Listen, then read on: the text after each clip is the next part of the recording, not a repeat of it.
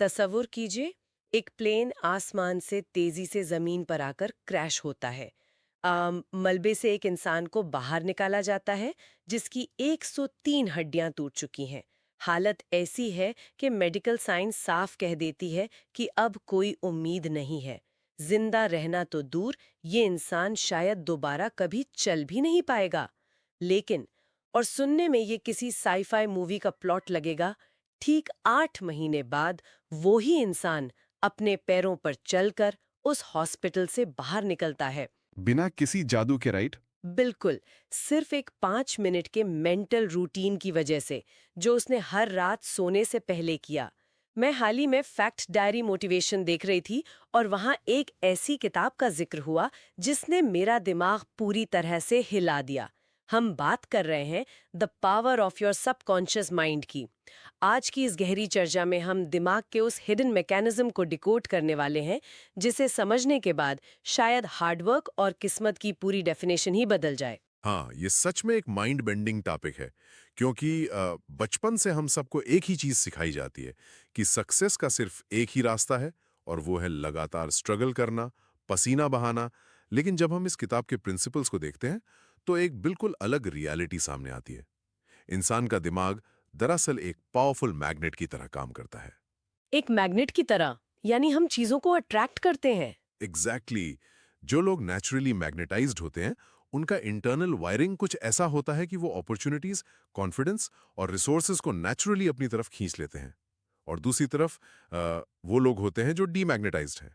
अच्छा, डीमैग्नेटाइज्ड लोग, वो कैसे होते हैं? उनके पास डिग्री होती है, टैलेंट होता है, पर उनका इंटरनल सॉफ्टवेयर हमेशा डर और डाउट पर रन करता है। सबको लगता है कि हार्ड वर्क ही सब कुछ है, लेकिन असली रीजन कुछ और है। Okay, let's unpack this. क्योंकि अगर एंडलेस हसल ही सब कुछ नहीं है, तो इस मैग्नेटिक पावर का असली स्विच आखिर कहाँ छुपा है, और हम लोग उसे ऑन कैसे करें?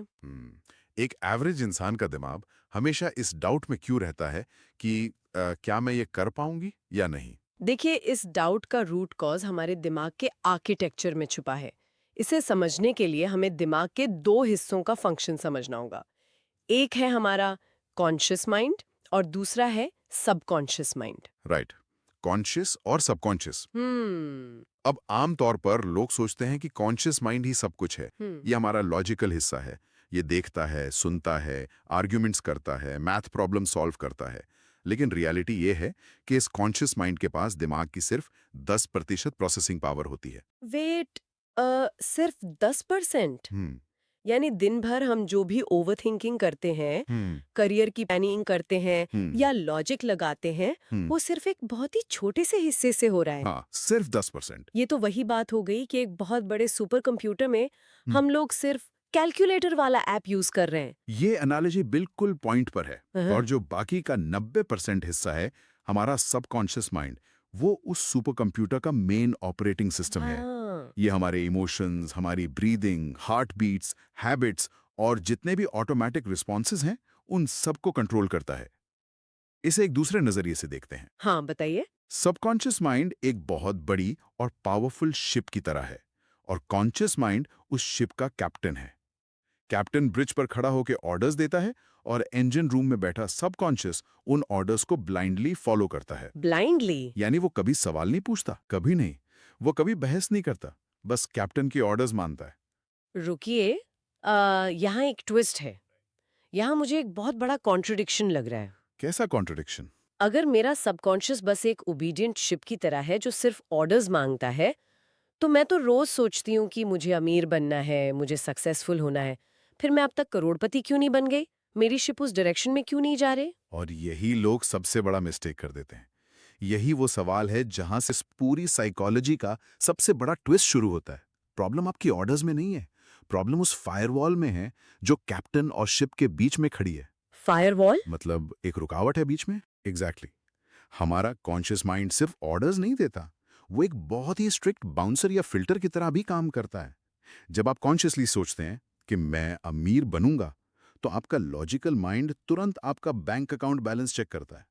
वो फैक्ट चेक करता है और कहता है, अरे ये तो झूठ है। Oh wow! तो वो बाउंसर उस थॉट को वहीं रोक देता है। बिल्कुल। वो बाउंसर उस थॉट को रिजेक्ट कर देता है और वो ऑर्डर आपके 90% सबकॉन्शियस वाले इंजन रूम तक पहुंचता ही नहीं है।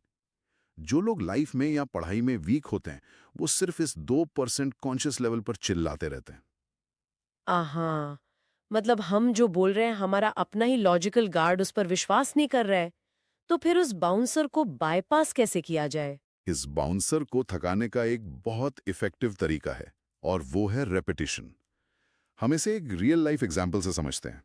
एक बहुत ही शानदार सिंगर थी, आवाज उसकी बेहतरीन थी, लेकिन जब भी स्टेज पर जाने का वक्त आता, उसे भयानक स्टेज फियर होता था। स्टेज फ्राइट बहुत कॉमन है। हाँ, और एक बार वो स्टेज पर पैनिक अटैक की वजह से फेल भी हो चुकी थी। अगर वो सिर्फ लॉजिक यानी 10% का यूज करती, तो उसका दिमाग उसे याद दिलाता कि पिछली बार तुम फेल हुई थी, लोग हंसेंगे। राइट, तो उसने क्या किया? क्योंकि हमने देखा है कि एफर्मेशंस बहुत लोगों के लिए उल्टा काम कर जाते हैं। उसने उस बाउंसर को बाईपास करने के लिए एफर्मेशंस का लगातार यूज किया, पर एक स्पेसिफिक तरीके से। उसने अपने आप से लगातार एक रिदम में कहना शुरू किया, मैं बेस्ट सिंगर हूं और मैं स्टेज पर अपना बेस्ट परफॉर्मेंस देने वाली हूं। और इससे बाउंसर थक गया। एग्जैक्टली। उसने ये इतनी बार रिपीट किया कि कॉन्शियस माइंड, वो बाउंसर, आर्ग्यू करते करते थक गया। जब आप एक ही थॉट को पूरे इमोशन और कंडिक्शन के साथ बार बार माइंड में पुश करते हैं, तो एक पॉइंट के बाद कॉन्शियस माइंड रेजिस्टेंस छोड़ देता है। यानी थॉट अंदर एंटर कर गया। हाँ, और जैसे ही वो थॉट सबकॉन्शियस में एंटर हुआ, उसने अंदर के पुराने फियर वाले प्रोग्राम को डिलीट कर दिया। उस सिंगर ने ना सिर्फ कंपटीशन में हिस्सा लिया, बल्कि फर्स्ट प्राइज भी जीता। क्या बात है! उसके दिमाग में स्टेज को थ्रेट की जगह एक सेफ जोन मान लिया था। बिल्कुल यही हुआ। अच्छा, तो इसका हमारे लिए क्या मतलब है? हम लोग दिन भर में इतने सारे थॉट्स प्रोसेस करते हैं, इतना स्ट्रेस लेते हैं। अगर बार-बार सही चीज़ बोलना और उस बाउंसर को बाईपास करना इतना ज़रूरी है, तो क्या इसका कोई शॉर्टकट या हैक है? क्योंकि पूरे दिन बैठकर अफ़र्मेशंस बोलना तो प्रैक्टिकल नहीं लगता, है ना? सही सवाल है, और इसका एक बहुत ही पावरफुल हैक है। अगर दिमाग को हैक करना है, तो हमें उस विंडो को ढूंढना होगा जब वो बाउंसर नेचुरली सो रहा होता है। वेट, बाउंसर नेचुरली सो रहा होता है, ऐसा कब होता है? ये विंडो होती है रात को सोने से ठीक पहले के आखिरी 5 मिनट। देखिए, दिन के वक्त हमारा कॉन्शियस माइंड फुली एक्टिव होता है, वो हर चीज पर लॉजिक लगाता है। लेकिन सोने से ठीक पहले, जब हमारी आंखें भारी होने लगती हैं, हम अल्फा और थीटा ब्रेनवेव स्टेट में शिफ्ट होते हैं। ओके, स्लीपी स्टेट में। हाँ, और उस वक्त कॉन्शियस माइंड का गार्ड 95% तक डाउन हो जाता है। 95%, यानी उस स्पेसिफिक वक्त पर हमारा लॉजिक और डाउट वाला फिल्टर ऑलमोस्ट ऑफ हो चुका होता है। हम डायरेक्ट सबकॉन्शियस तक एक्सेस पा सकते हैं। एग्जैक्टली और यही वो गोल्डन विंडो है जहां मिरेकल्स शुरू होते हैं। एक्शनेबल टेक्निक ये है कि अपने सबसे बड़े गोल को एक पेपर पर लिखा जाए, फिर उसको अपने फोन में रिकॉर्ड कर लें, और जब बिस्तर पर लेटना हो तो आराम से लंबी सांसें लें, और जैसे ही वो स्लीपी स्टेट शुरू हो, उस ऑडियो को रिपीट मोड पर सुने। वेट, सिर्फ सुनना काफी है? यानी मेरी बॉडी नींद में जा रही है और बैकग्राउंड में मेरी ही आवाज चल रही है, इससे ऑटोमेटिकली सारी पुरानी प्रोग्रामिंग चेंज हो जाएगी? ये थोड़ा ज्यादा आसान नहीं लग रहा। नहीं, यहाँ एक मिसिंग पीस है, और यही लोग गलती करते हैं। सिर्फ शब्दों का बोलना काफी नहीं है। सबकॉन्शियस माइंड लैंग्वेज नहीं समझता। लैंग्वेज नहीं समझता? नहीं, उसे इंग्लिश, हिंदी या नंबर्स नहीं आते। वो सिर्फ इमोशंस और पिक्चर्स की भाषा समझता है। इसलिए सुनते सुनते विजुअलाइजेशन करना सबसे बड़ा गेम चेंजर है। अच्छा, मतलब पिक्चर्स देखनी है दिमाग में। हाँ, जब आप आखिरी 5 मिनट में अपने गोल की 3D विविड इमेज बनाते हैं, उस वक्त को महसूस करते हैं जैसे वो सच में हो रहा हो, तब आपका दिमाग और नर्वस सिस्टम उसे सच मान लेता है। दिमाग रियल एक्सपीरियंस और विविडली इमेजिन्ड एक्सपीरियंस के बीच फर्क नहीं जानता। Oh wow! ये सच में एक बहुत प्रोफाउंड पॉइंट है। दिमाग रियल और इमेजिन्ड मेमोरी में फर्क नहीं कर पाता। तो जो स्टोरी मैंने शुरू में छेड़ी थी, मॉरिस गुडमैन वाली, क्या उसका डायरेक्ट कनेक्शन इसी 5 मिनट वाली विजुअलाइजेशन साइंस से है? ये उस प्रिंसिपल का सबसे बड़ा प्रूफ है। मॉरिस गुडमैन का प्लेन क्रैश के बाद का डायग्नोसिस बिल्कुल होपलेस था। डॉक्टर्स का लॉजिक कह रहा था कि इनकी स्पाइनल कॉर्ड और 103 हड्डियां डिस्ट्रॉय हो चुकी हैं।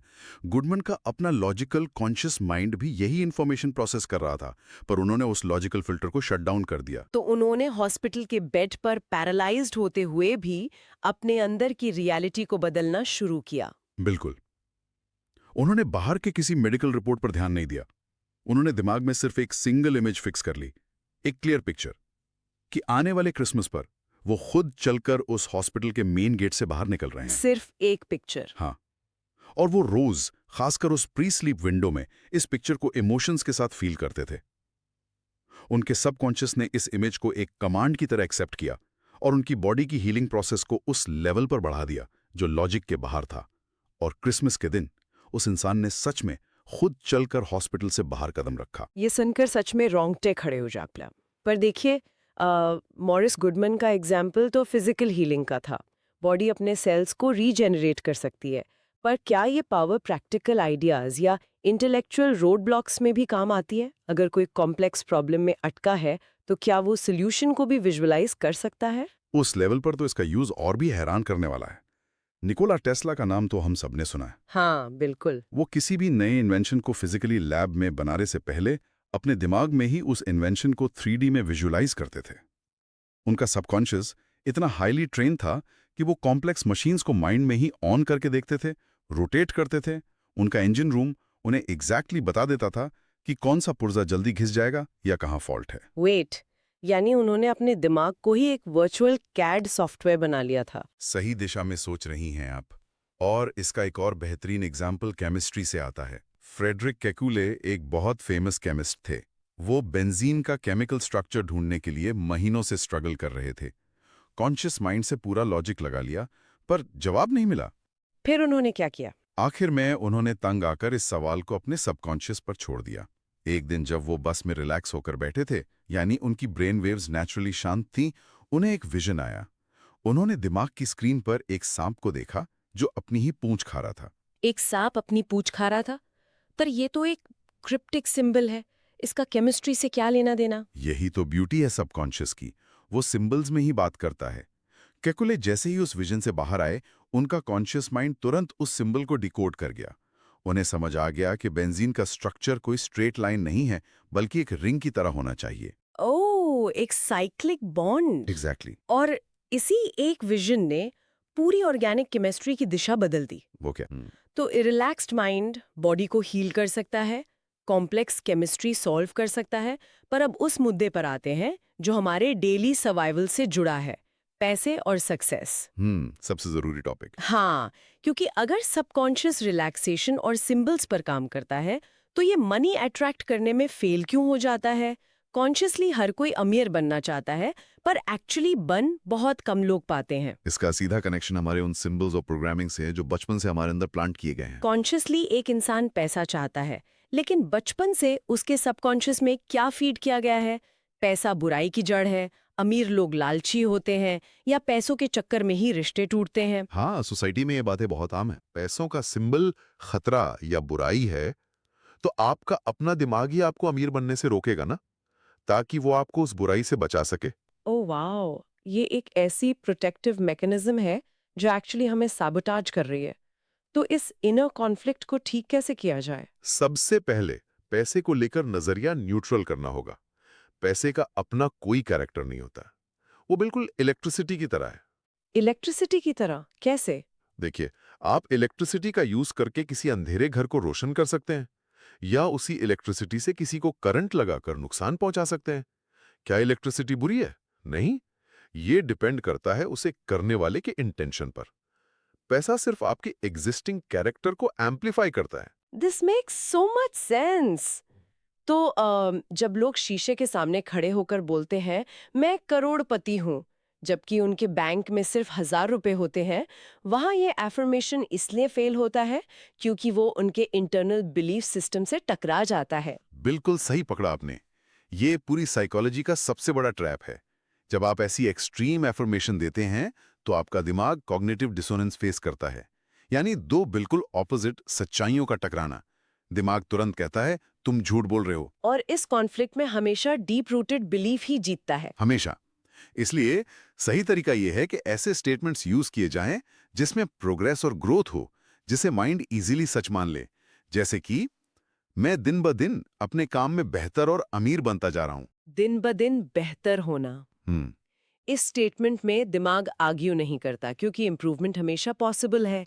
इस तरीके से आप बिना थ्रेट ट्रिगर किए नया प्रोग्राम इंस्टॉल कर रहे हैं। इसका कोई प्रैक्टिकल एग्जाम्पल है हमारे पास? हाँ, एक 16 साल के लड़के टॉड की स्टोरी इसका सबसे बड़ा वैलिडेशन है। समझाओ। उस लड़के का सेल्फ एस्टीम इतना क्रश हो चुका था कि उसने खुद को एकेडमिकली स्टूपिड मान लिया था। उसे लगता था उसकी मेमोरी बिल्कुल जीरो है। अब अगर वो बोलता मैं आइंस्टाइन हूं, तो उसका दिमाग कभी नहीं मानता। राइट, बाउंसर उसको तुरंत रिजेक्ट कर देता। एग्जैक्टली। पर उसने एक ऐसा एफर्मेशन चुना जिसमें रेजिस्टेंस नहीं था। उसने कहा, मेरे सबकॉन्शियस माइंड की कैपेसिटी अनोखी है। मेरी मेमोरी का स्टोर हाउस परफेक्ट है और मैं जो भी नया पढ़ता हूं वो आसानी से रिटेन हो जाता है। उसने स्पेसिफिक मैकेनिज्म पर फोकस किया। उसने अपने दिमाग की बेसिक फंक्शनैलिटी को एक्नॉलेज किया, अपनी आइडेंटिटी पर कोई झूठा टैग नहीं लगाया, और रिजल्ट क्या निकला? कुछ ही महीनों में उसके दिमाग के न्यूरल पाथवेज बदल गए।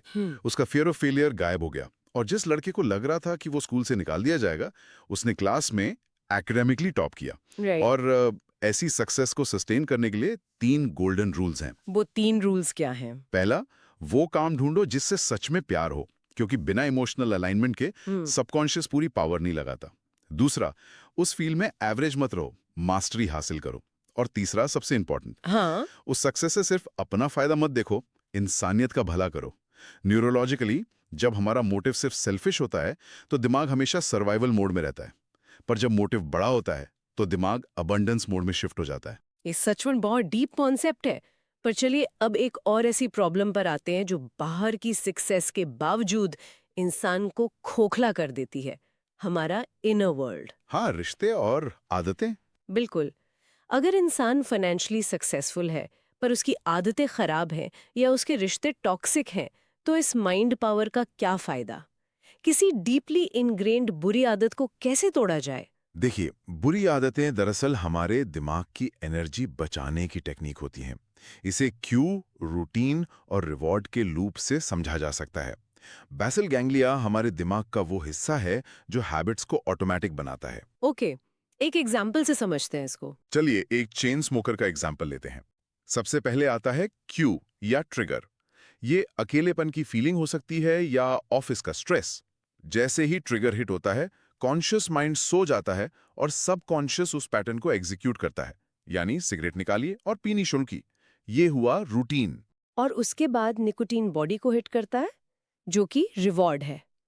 तो अगर दिमाग एक बार इस लूप में फंस गया, तो लोग विल पावर यूज करके इसको तोड़ने में फेल क्यों हो जाते हैं? क्योंकि विल पावर कॉन्शियस माइंड का टूल है, जो कि सिर्फ 10% है।